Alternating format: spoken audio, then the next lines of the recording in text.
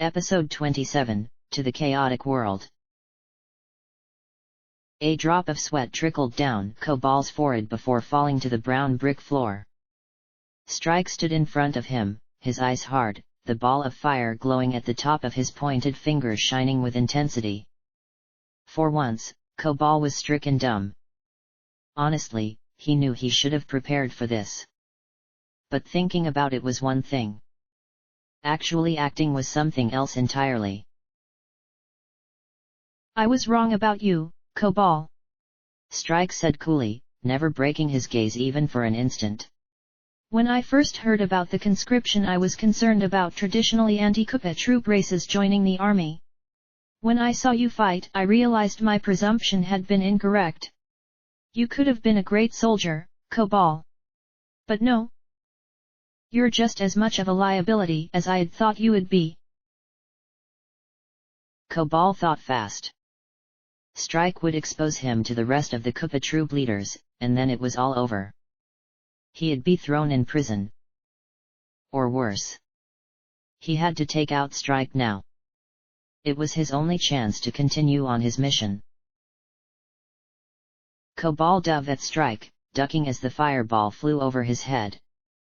Undaunted, Strike swung his leg around, catching Cobal in the nose and knocking him back. As Cobal struggled to regain his balance, a searing pain shot into his chest as a fireball hit him point blank, forcing him to the ground. Groaning, Cobal rose to his feet only for Strike to punch him in the head and grab him by the throat. His head spun as he felt the fire bro's fingers tighten. You think you're strong? Strike said coolly. Did you ever stop to realize that the people you fought against were weak, with minimal training and minimal ambition? I am a graduate of the Bowser Kupa Military School. I have been trained by some of the Kupa troops' best leaders. The Kupa Bros, Tutan Kupa, the list goes on. Caught by surprise, you stood no chance. Cobal shook his head, clearing his vision. The phone room of Lava Lake Keep was still deserted. He still only had Strike to deal with. That didn't really help much, as it appeared he had been completely defeated. Strike had been right. After his streak of soaring victories, Cobal had begun to think he was invincible. He had destroyed 2 entire Kupa battleships through a mixture of quick wit and good skills. It had never occurred to him that while he might be powerful against ordinary troops, there were many, many individuals in the world who were stronger than he was. Cobal summoned all of his strength and tried to kick Strike in the chest, but Strike quickly shot a fireball at the foot, scorching it and causing Cobal to cry out in pain. Well, what do you have to say about yourself, Cobal? Strike asked in a cold voice. Are you working for Fire Flower? Who is the person you refer to as Big L? Cobal knew he could never betray Luigi. He had to be brave here. Imprisonment, even death were better than that. If the Kupa troop knew about Luigi, they would send thousands of warships and twice as many troops to his location and overwhelm him with such force, not even both Mario brothers could survive. I'm independent, he finally said. I'm just a kid who you Kupas have forced into doing this. If you hadn't have taken over the Mushroom Kingdom and oppressed us, I'd just be a normal guy. This is your fault, Strike. Don't you dare say it is my fault. Strike hissed dangerously. Oppression is not the way of the Kupa Kingdom. Maybe it is the way of the Emperor and idiots like Flame, but do not associate it with me. You are part of it, Strike. Cobal said, with narrowed eyes. He had to beat the Fire Bro at his own game here, it was all he could do. The war against Roy is great, sure, but what happens when you win? You go back to bullying toads who can't pay their taxes. I serve the Kupa Kingdom. Strike growled. You wouldn't understand it. Barely anybody does.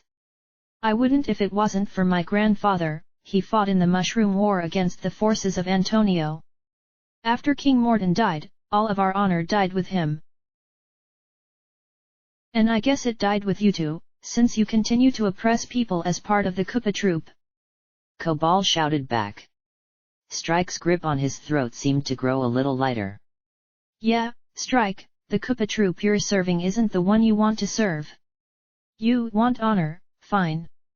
That's not going to happen until Emperor Bowser is off the throne, and people like Flame and Roy Koopa are kicked out of power. You should be thanking me. Strike let go of Cobal's neck and shoved him roughly to the ground.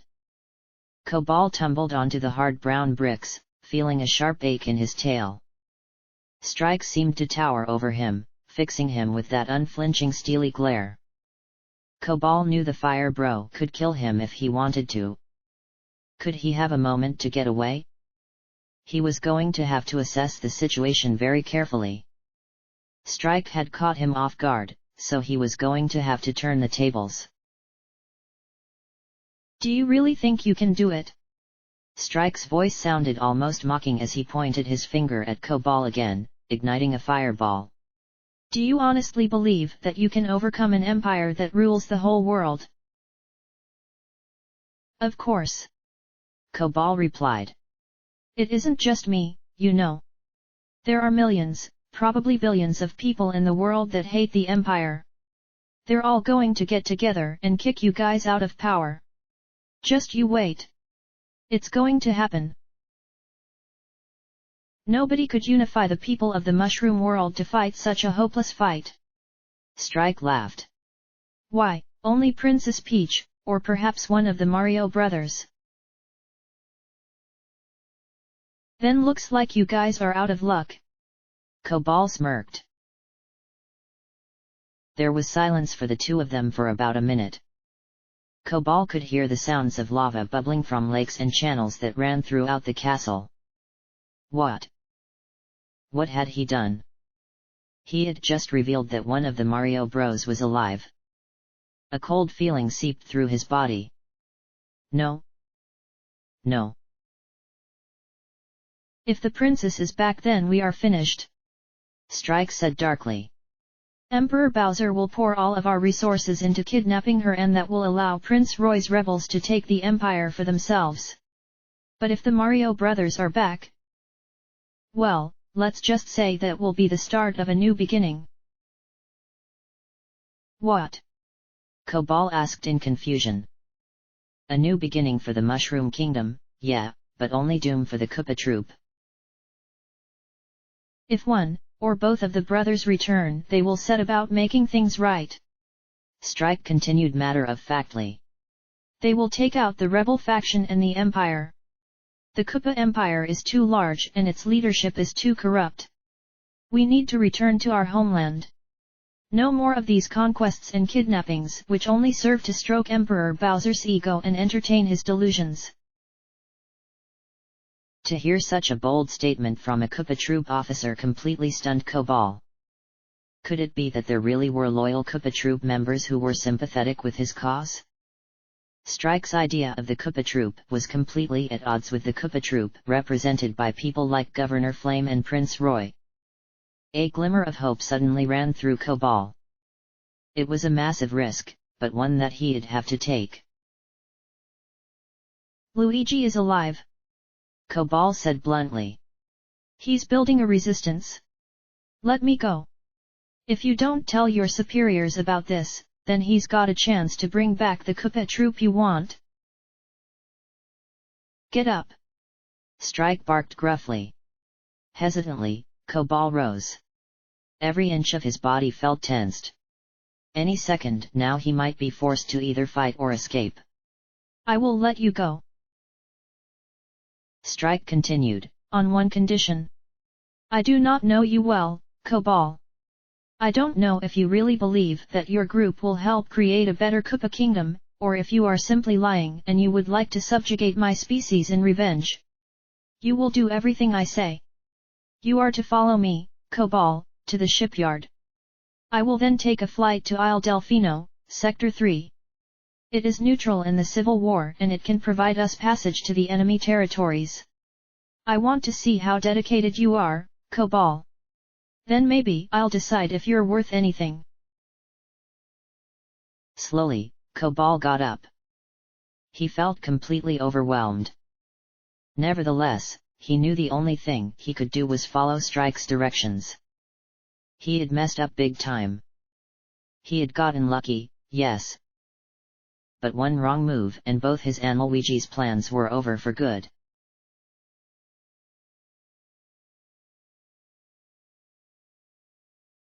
Waves crashed against the beach in a distant island on the northern Cremosphere. An army of Koopas stood together tightly, the guns on their tanks pointed to the horizon. Huge battleships hovered in the air, bearing the figurehead and insignia of a Koopa with sticking up green hair. The Koopas were looking at a huge fleet approaching them from over the ocean, countless battleships with bill blasters glinting in the sun. Most of the ships had the design of ships belonging to Prince Roy. But the three ships leading the fleet bore the figurehead and colors of Ludwig. Tension crackled in the air as the Koopas waited for the order to fire. Ludwig gazed at the waiting army from the bridge of his flagship. He got up from his huge command seat and strode to the center of the room. "Captain," he said calmly. "How long do you think it will take us to overcome this army?" "A day if we're lucky, Your Highness," the captain, a middle-aged green-shelled Koopa with a military cap, replied. "If they're good, it could take weeks." "Let's make a bet on that, shall we?" Ludwig smiled, willing his special array of screens to appear. Glowing blue holographic screens surrounded him, displaying various information about the area, his fleet, and the two new weapons he was just aching to test out. Ludwig's battleship's customization ran a bit deeper than its paint job. It had been embedded with a peculiar device of his own invention that could be controlled with his own thoughts. That was how he had been able to summon the screens. It was quite convenient as it meant he could access the ship's vital systems from anywhere on board. Ludwig's army had been the most advanced for years. Recently, however, it had taken even greater leaps towards its superiority. His underhanded dealings with 7 stars had been the key to success. Now, he could obtain rare and critical components without Koopa High Command noticing. With this freedom, his creativity was now allowed to run wild, creating weapons of mass destruction he had no desire to share with the rest of the Empire. He had put off making them simply because he couldn't stand the thought of his father or Junior getting their hands on them. He couldn't wait to see the look on their faces. 20 meters until we are in range of their guns, Your Highness," one of the officers reported, turning around on his chair to face Ludwig. "Do not move any more until I say so," Ludwig ordered. He then pressed one of the screens with his claw. It flashed blue for a moment. Then Ludwig waited.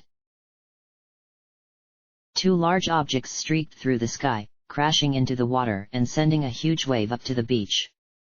Ludwig watched with anticipation as the water streaked down the fallen objects, revealing them to the eyes of the bridge crew. There was nothing special about them. Just 2 large metal boxes made of dark steel. But, right before Ludwig's eyes, the boxes began to unfold, seamless sections of walls unhinging and falling into the sea as 2 large, humanoid machines rose from their cases. The robots stood a head taller than Peach's castle. They were nothing like that awful Mecha Bowser, one of Ludwig's biggest embarrassments. Everything about them was sleek and futuristic. Each bore a passing resemblance to a futuristic samurai, built of sleek and shiny metal. Standing in the water in the light of the setting sun, Ludwig had never seen his creations look more beautiful. This was the perfect day for the debut of the Neo Koopa War Armor. Immediately, the opposing army, which Ludwig knew answered to his younger brother Iggy, opened fire. Countless bullet bills flew through the air, striking and detonating against the war armor and sending up huge clouds of smoke. Several members of the bridge crew shot each other nervous looks. The 2 towering mechs appeared to be taking a lot of damage. "Oh, don't start despairing just yet," Ludwig scoffed. You see, he said smugly, gazing around to each member of his crew, not only are these mechs armored with titanium, they also possess magical reactors. He chuckled to himself as he reminisced coming up with the design. Yes, you're allowed to clap, gentlemen. Who says magic and technology have to be at odds? I'm a master of both, so it's only logical my new war machines should embody the strengths of each, correct? Gaze out of the window, now. The crew obediently did as Ludwig asked, watching as the smoke began to clear away as Iggy's army halted its fire. Both mechs were shining as bright and spotless as they had before. Thanks to the seamless integration of magic and technology, the Neo-Koopa war armors are nearly invulnerable. Ludwig explained proudly. They could shrug off hundreds of Banzai Bill blasts before falling. Imagine an entire army of these marching on Koopa Central. This is the future, my humble subordinates. Ludwig tapped on another holographic screen floating around him, opening communications with the mech pilots, both dry bones.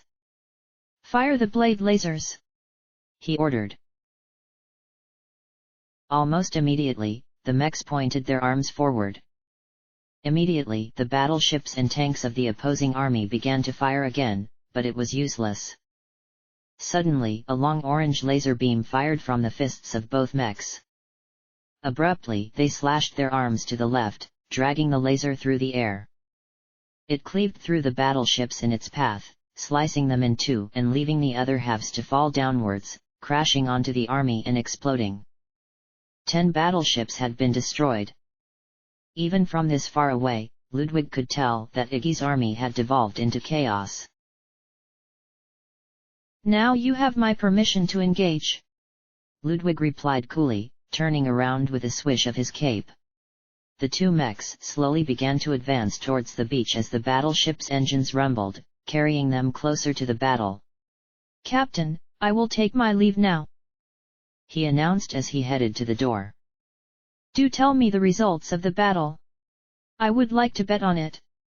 We will have opened the gate to Sector 5 in no more than half an hour. Any longer than that, Captain, and I am more than willing to pay up.